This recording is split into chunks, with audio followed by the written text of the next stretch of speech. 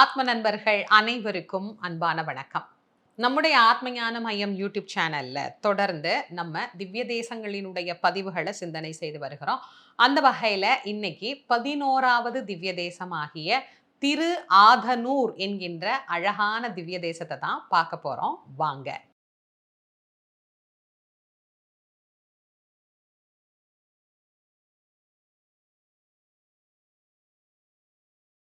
திவ்ய தேசத்துல நம்ம எல்லாருக்கும் தெரிஞ்ச முதல் திவ்ய தேசம் ஸ்ரீரங்கம்.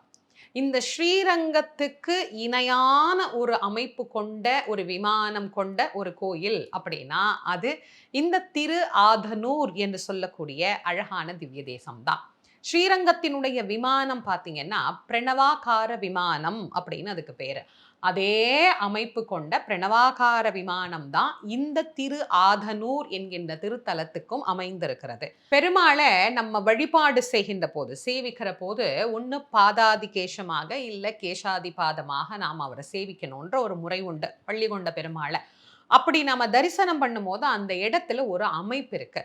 திருவரங்கத்துல அந்த அமைப்பு உண்டு, பரமபதத்திலேயும் அது உண்டு அப்படின்னு நமக்கு சொல்லப்பட்டிருக்கு.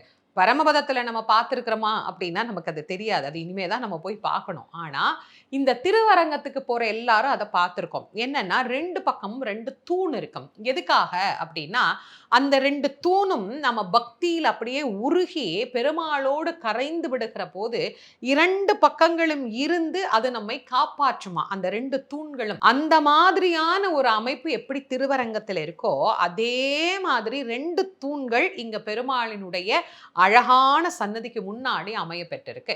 திருவரங்கத்திற்கு இணையான ஒரு கோயிலாக இந்த கோயில் மதிக்கப்படுகிறது அப்படின்னா அப்ப இந்த கோயிலுக்கு எவ்வளவு சிறப்பு இருக்கும் அப்படின்னு யோசிச்சு பாருங்க. இந்த சிறப்பான திரு ஆதனூர் எங்க இருக்கு அப்படின்னா ஏற்கனவே நம்ம பார்த்தோம் இல்லையா 10வது திவ்ய தேசமாகிய திருப்புள்ளம் பூதம்குடி அப்படிங்கிற இடத்துக்கு பக்கத்துல தான் இதுவுமே அமைந்திருக்கு. திரு ஆதனூர் அப்படின்னு இதற்கு பேரு. காவேரிக்கும் கொள்ளிடத்துக்கும் இடையில தான் இங்க ரங்கநாதர் பள்ளி கொண்டிருக்கிறார். இன்னொரு சிறப்பு என்ன தெரியுமா?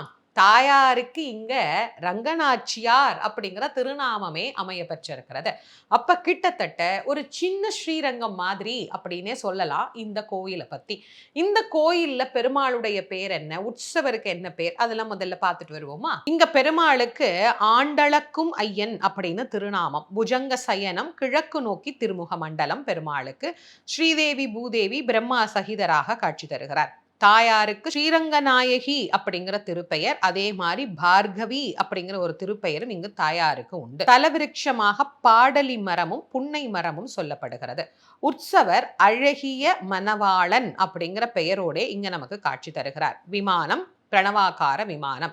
சூரிய புஷ்கரணி சந்திர புஷ்கரணி இங்கே இடம்பெற்றிருக்கிறது. இவ்வளவு அழகான இந்த திவ்ய தேசத்துக்கு என்ன பெயர்? திரு ஆதனூர் அப்படின்னு பேரா? அதுக்கு காரணமான வரலாறு என்னங்கிறத முதல்ல உங்களுக்கு சொல்றேன். இந்த கோவிலுக்கு நிறைய வரலாறுகள் சொல்லப்பட்டிருக்கு. ஒன்னொன்னா நான் உங்களுக்கு சொல்றேன். அப்படின்னு சொன்னா பசு. பசுக்களுக்கெல்லாம் தலையாயது காமதேனு. அதனால என்கின்ற வார்த்தை காமதேனுவை குறிக்கும். காமதேனுவுக்கு நலன் செய்த ஊர், அதனால இதற்கு ஆதனூர் அப்படின்னு பேரு. மரியாதை நிமித்தமாக திரு ஆதனூர் அப்படின்னு அழைக்கப்படுகிறது. காமதேனு தன்னுடைய குழந்தைகளோடு வணங்கி பெருமாளுடைய நலன்களை பெற்ற ஒரு அழகான திவ்ய தேசம் இந்த திவ்ய தேசம். அதோட மட்டும் இல்லாம அக்னி பகவானும் இங்க இருக்கக்கூடிய பெருமாளை வணங்கி தன்னுடைய பாபசாபங்களை நீக்கி கொண்ட திருத்தலம். அப்ப இந்த திவ்ய தேசத்துக்கு இன்னும் எவ்வளவு சிறப்பு இருக்கு அப்படின்னு யோசிச்சு பாருங்க. அவ்வளவு அழகான திவ்ய தேசம்.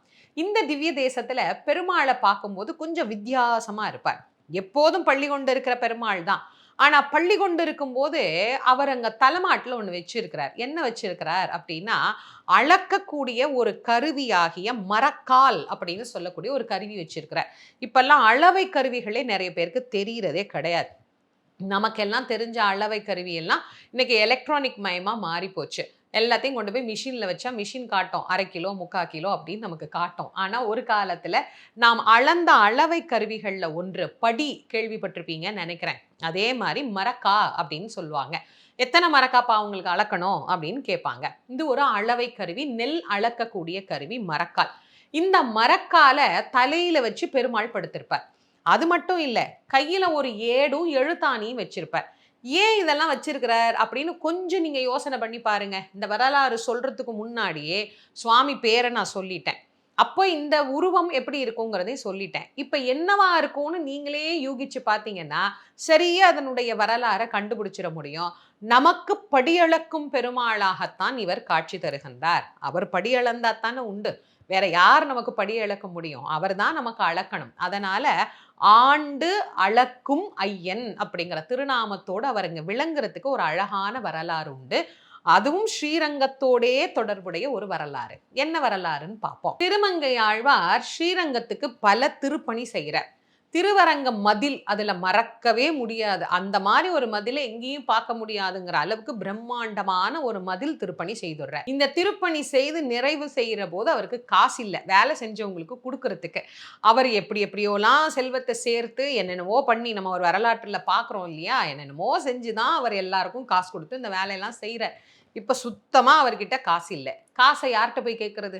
எப்பயுமே அடியார்களுக்கு ஒண்ணு வேணும்னா ஆண்டவன்கிட்ட தான் கேட்கணும். வேற யார் படி அளப்பா? ஆண்டவன் தான் அளக்கணும். ரங்கநாதர்கிட்ட முறையிடுறார்.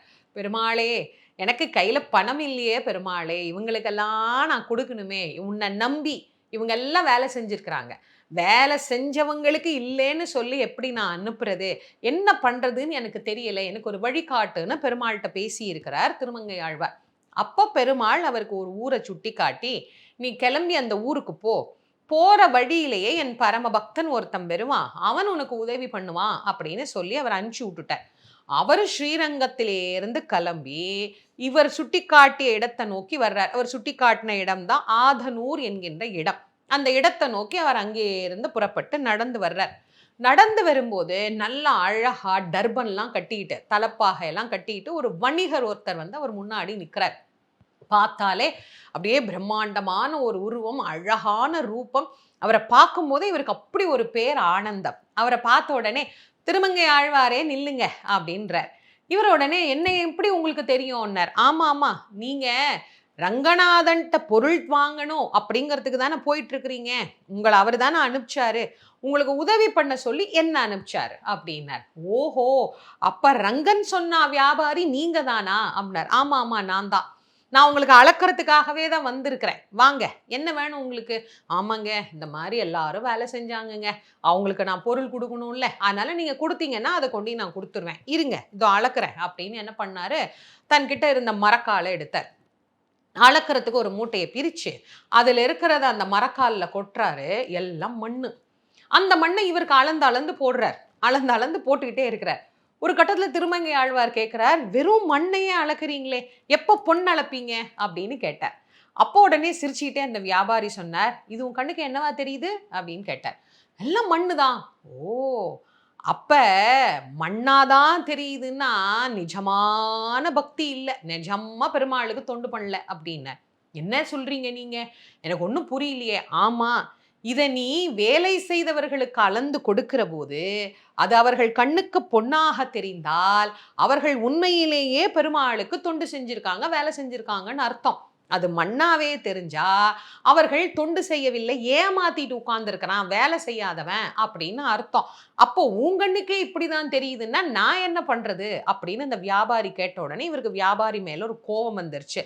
என்ன இப்படி நீ ஏமாத்துறதுக்கு வந்திருக்கிறியே அப்படின்னு இவர் என்ன பண்றாரு, அங்க இருக்கிறவங்கள்ட்டையும் கேட்கிறார், இதை உங்களுக்கு நான் அளந்து போடுறேன்னா அவங்களும் சொல்றாங்க, என்ன திருமங்கை ஆழ்வாரே, அவரோட சேர்ந்து நீங்களும் எங்களை நல்லா ஏமாத்துறீங்களே, அப்படியே என்னமோ வேலை செஞ்சா பொண்ணா தெரியும், வேலை செய்யலைன்னா மண்ணா தெரியுங்கிறீங்க, எல்லாருக்கும் மண்ணா தான் தெரியுது, நாங்க நெத்தி வேர்வை நிலத்துல சிந்தி அந்த மதிலை கட்டினது ரங்கனுக்கு நல்லா தெரியும், நீங்க ரங்கன் எங்களை ஏமாத்த மாட்டாரு, நீங்க 2 பேரும் சேர்ந்து எங்களை ஏமாத்துறீங்கன்னு இவர் திருமங்கை ஆழ்வாரை திட்ட, திருமங்கை ஆழ்வார் வணிகரை திட்ட, வணிகர் அதுக்குள்ள என்ன பண்றாரு, நான் கொடுக்கறதெல்லாம் கொடுக்குறேன்ப்பா, உங்களுக்கு தான்ப்பா அதெல்லாம் ஒன்றும் புரியலை அப்படின்னாரா.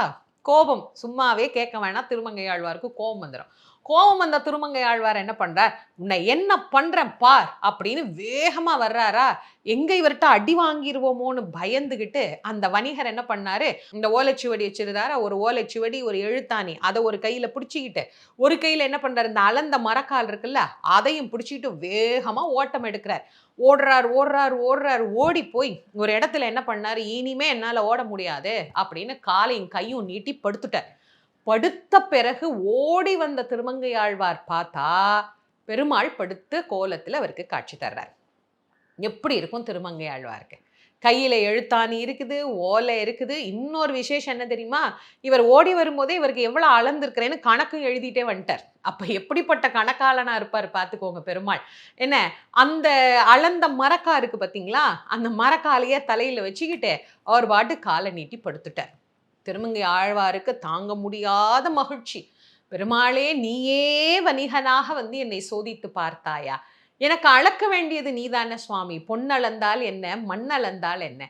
நீ எது கொடுத்தாலும் அது எனக்கு பொன்தான். உன் உயர்வு தெரியாது. உன்னை யாரோ சாதாரண ஒரு மானுடன்னு நான் நினைச்சிட்டனே அப்படின்னு அவர் ரொம்ப வருத்தப்பட்டு அந்த பெருமாளை சேவிச்சாராம். அந்த திருமங்கை ஆழ்வாருக்கு எப்படி காட்சி கொடுத்தாரோ அதே மாதிரி தான் இன்னைக்கும் பெருமாள் நமக்கு காட்சி கொடுக்கிறார். அந்த அளந்த மரக்கால தலையில வச்சுக்கிட்டு, அந்த எழுத்தாணியும் ஓலையும் தன்னுடைய கையில வச்சுக்கிட்டு, இன்னமும் நமக்கு அளக்கும் ஐயனாகவே அவர் நமக்கு காட்சி தருகிறார். இங்க பெருமாள் பள்ளி கொண்டதற்கு இந்த ஒரு வரலாறு நமக்கு சொல்லப்பட்டிருக்கு. அதே மாதிரி இன்னொரு வரலாறும் இந்த ஆலயத்திற்கு உண்டு. இந்த ஆலயத்துல ரங்கநாயகி என்று சொல்லக்கூடிய ரங்கநாச்சியார் எப்படி ஸ்ரீரங்கத்துல சிறப்புடையவரோ அது மாதிரி இந்த திருத்தலத்துக்கும் மிக மிக சிறப்புடையவர். இந்த வரலாறு சொல்லுற போது 2 மகரிஷிகள் இதுக்குள்ள வர்றாங்க. ஒரு சில வரலாற்றுல இத துர்வாசகர்னு சொல்றாங்க, ஒரு சில வரலாற்றுல இத பிருகுமுனிவர் அப்படின்னு சொல்றாங்க. யாராயிருந்தாலும் நமக்கு இந்த வரலாறு கேள்விப்பட்ட ஒரு வரலாறாகவே இது இருக்கும். மகாலட்சுமியினுடைய அருள் பிரசாதமானது துர்வாசக மகரிஷிக்கு கிடைக்குது. அவருடைய மாலை, இந்த பிரசாதம், மலர்கள் இதெல்லாம் கிடைக்குது. துர்வாசகர் அதை யாருக்கு கொடுக்கலாம் அப்படின்னு யோசிக்கிறார். யோசிக்கிற போது அவர் என்ன பண்றாரு? தேவேந்திரனை பார்க்கிறார். தேவேந்திரன் தேவலோகத்தின் தலைவன் இல்லையா? அவனுக்கு இந்த மாலை பிரசாதத்தை கொடுத்துட்டா தேவர்களுக்கெல்லாம் கொடுத்ததற்கு சமமாச்சே அப்படின்னு அவர் என்ன பண்றார்? அந்த மாலை பிரசாதத்தை கொடுக்கிறார். பொதுவா நம்ம கோவிலுக்கு போனோம்னா சாமிகிட்ட இருந்து நமக்கு ஒரு பூ வராதா, சாமிகிட்ட இருந்து ஒரு மாலை வராதா, சாமிகிட்ட இருந்து இது வராதா அப்படின்னு சன்னதியில தான் ரொம்ப ஆர்வமா எதிர்பார்ப்போம். அதுக்கப்புறம் அதை வாங்கிட்டு வந்து பலரும் என்ன பண்றாங்க? கொண்டு கார்ல மாட்டிடுவாங்க, இல்லைன்னா கொண்டு போய் கார் பின் சீட்ல வச்சிருவாங்க, இல்லைன்னா ஒரு சிலர் கொண்டு போய் வீட்டு வாசல்ல பயபக்தியா மாட்டி வைப்பாங்க. பூஜை அறையினுடைய அந்த நிலை கதவுல மாட்டி வைப்பாங்க. ஒரு சிலர் அதை அங்கேயே போட்டுட்டு வந்துருவாங்க. ஆனா சன்னதியில தான் அதோட பெருமை தெரியுமே தவிர வெளியில கொண்டு வந்தா அது பெருமானை தழுவிய மாலை, தாயார் மேல இருந்த மாலை, முருகன் கிட்ட இருந்த மாலை, பெருமாள்கிட்ட இருந்த மாலை, சிவன்கிட்ட இருந்த மாலை அப்படிங்கிற மதிப்பு அதுக்கு இருக்கா? கை மாறுகிற போது அதனுடைய மதிப்பு தெரியறது இல்லை. மகாலட்சுமி ஆசீர்வாதம் பண்ணி தரித்து கொடுத்த மாலைன்னா அது எவ்வளவு சிறப்பானது. அப்ப அந்த மாலையை துர்வாசகர் என்ன பண்ணி இருக்கணும்? இதெல்லாம் பெருமையெல்லாம் சொல்லி அவருக்கு கொடுக்குறார். அதை கொடுக்கும்போது பத்திரமா வச்சுக்கணுமா இல்லையா இந்திரன்? அப்ப இந்திரனுக்கும் அதனுடைய மரியாதை தெரியல. இந்திரன் என்ன பண்றார்? அதை வாங்கி அந்த யானை, தேவ யானை என்று சொல்லக்கூடிய அந்த யானையினுடைய மத்தகத்துக்கு மேல அதை வச்சு விடுறார். அதாவது அவருடைய மேல வச்சு விட்டுடுறார். இந்த யானைக்கு அது என்ன பண்ணுது? அப்படியே கொஞ்சம் கொஞ்சமா அரிக்க ஆரம்பிக்குது. இந்த சில மாலையெல்லாம் கழுத்துல போட்டிருக்கும் போது அந்த காம்பெல்லாம் நம்மள குத்தும், நம்மளுக்கு உறுத்தும் இல்லையா? அது மாதிரி இதுக்கும் அதை அரிக்க ஆரம்பிச்சிருச்சு. அரிக்க ஆரம்பிச்ச உடனே இந்த யானை என்ன பண்ணுச்சு? அதனுடைய இயல்பு. அதுக்கு இது மகாலட்சுமி கொடுத்த மாலையெல்லாம் அதுக்கு தெரியாது. அது என்ன பண்ணுச்சு? தன்னுடைய துதிக்கையால் அதை கீழே தள்ளி விட்டுட்டு அதை காலில் போட்டு தேய்ச்சிருச்சு. யானைக்கு ஒரு இயற்கை, எந்த பொருளை கீழே தள்ளினாலும் அதை காலில் போட்டு தேய்ச்சிரும். அதை காலில் போட்டு தேய்ச்சிருச்சு. இதை துர்வாசகர் பார்த்துட்டார். கோபமே உருவமானவர் என்ன பண்ணுவார்? அடுத்து பிடி சாபம் அப்படின்னு கொடுத்துட்டார். உன்னுடைய செல்வ நலம் எல்லாம் தேய கடவுது அப்படின்ட்டார். இழந்த செல்வ நலத்தை எப்படி பெறதுன்னு தெரியாம தேவேந்திரன் தவிக்க, அப்போ அவருக்கு மகரிஷி சொல்றாரு, தாயார் இந்த பூலோகத்துல, மகாலட்சுமி தாயார் பூலோகத்துல அவதாரம் பண்ணி பெருமாளை கல்யாணம் பண்ணும் போது அந்த கல்யாணத்தை நீ தரிசனம் பண்ணினா உனக்கு இந்த இழந்த நலன்கள் எல்லாம் கிடைக்கும். அவளே பிருகுமுனிவருக்கு மகளாக பார்கவி என்கின்ற பெயரோடு வந்து இந்த தலத்தில் அவதரித்து பெருமாளை கல்யாணம் பண்ணும்போது இழந்த செல்வ நலன்களை வந்து தேவேந்திரன் வணங்கி பெற்றான் அப்படிங்கிற ஒரு வரலாறும் இந்த திருத்தலத்திற்கு சொல்லப்படுது. இத்தனை வரலாறு இந்த ஒரு கோயிலுக்கு மட்டுமே இருக்கு. அப்ப யோசிச்சு பாருங்க, இது எவ்வளவு சிறப்பான ஒரு கோயில். இங்க போய் வழிபாடு செய்கிற போது நாம் நம்முடைய இழந்த நலன்களை மீண்டும் பெற முடியும். இப்ப செல்வம் நல்லா இருந்துச்சுங்க, ஒரு காலத்துல இவங்க நல்லா வாழ்ந்தாங்கங்க, இப்ப அப்படியே வர வர அப்படியே அவங்களுக்கு எல்லாம் தேஞ்சு போச்சுங்க, பாவம் அவங்களால எழுந்திருக்கவே முடியல, இப்படி நிறைய பேர் சொல்றோம்ல, அந்த மாதிரி உள்ளவங்க எல்லாம் இந்த கோவில்ல போய் வழிபாடு பண்ணலாம். அதே மாதிரி நல்ல செல்வ நிலையில இருக்கிறவங்களும் இங்க வந்து பெருமாளை வழிபாடு பண்ணினா எப்போதும் அளந்து கொண்டே இருப்பார். அவர் அளக்கிறது தானே நமக்கு சிறப்பு. அவர் அளந்து கொண்டே இருப்பார். அதே மாதிரி செல்வ நிலையை எப்போதும் தாயார் நமக்கு சமநிலையாகவே தருவாராம்.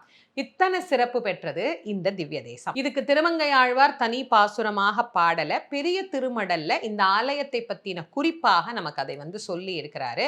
திருமூலிக்கலம் அப்படின்னு சொல்லக்கூடிய அழகான ஒரு திவ்ய தேசம், கேரள நாட்டு திவ்ய தேசம். அந்த திவ்ய தேசத்தோடு இணைந்து இதையும் அவர் பாடியிருக்கிறார். முன்னவனை மூழிக்கலத்து விளக்கினை அன்னவனை ஆதனூர் ஆண்டு அளக்கும் ஐயனை நென்னலை இன்றினை நாளையை நீர் மலை மேல் என்று திருமங்கை ஆழ்வார் அழகா இப்படி இந்த பெருமாளை பாடுறார். அன்னவனை ஆண்டு அளக்கும் ஐயனை அப்படின்னு பாடியிருக்கிறார். அதனால திரு ஆதனூர் என்கின்ற திருத்தலத்தில் விளங்கக்கூடிய ஆண்டு அளக்கின்ற ஐயன், இந்த ஐயனை நாம எல்லாரும் போய் வழிபாடு பண்ணுகிற போது மிக அழகான நலன்களை எல்லாம் இவர் நமக்கு தருவார். அழகான கோயில், பெருசா கூட்டமெல்லாம் இருக்காது. பக்தர்கள் பொறுமையா போய் பெருமாளுடைய அந்த திவ்யமான 2 தூணையும் பார்த்து பக்கத்துல நின்று அந்த பெருமாளையும் நாம் தரிசனம் பண்ணி வாழ்க்கையில எல்லா விதமான செல்வ நலன்களும் எப்போதும் எங்களோடு இருக்கணும் அப்படின்னு பிரார்த்தனை செய்யக்கூடிய ஒரு அற்புதமான திவ்ய தேசம் இந்த திவ்ய தேசம். இந்த பதிவை உங்களுடைய நண்பர்கள், உற்றார் உறவினர்களோடு பகிர்ந்து கொள்ளுங்க. நம்முடைய ஆத்மஞானமயம் யூடியூப் சேனலை இதுவரைக்கும் நீங்க சப்ஸ்கிரைப் பண்ணலைன்னா பண்ணிக்கோங்க. மீண்டும் மற்றும் ஒரு சிறப்பான திவ்ய தேசத்தில் இருந்து உங்கள் அனைவரையும் சந்திக்கும் வரை உங்கள் அனைவருக்கும் நன்றியும் வணக்கமும் கூறி விடைபெறுவது திருமுருக வள்ளல் வாரியார் சுவாமிகளின் மாணவி தேசமங்கேற்கரசி. நன்றி, வணக்கம்.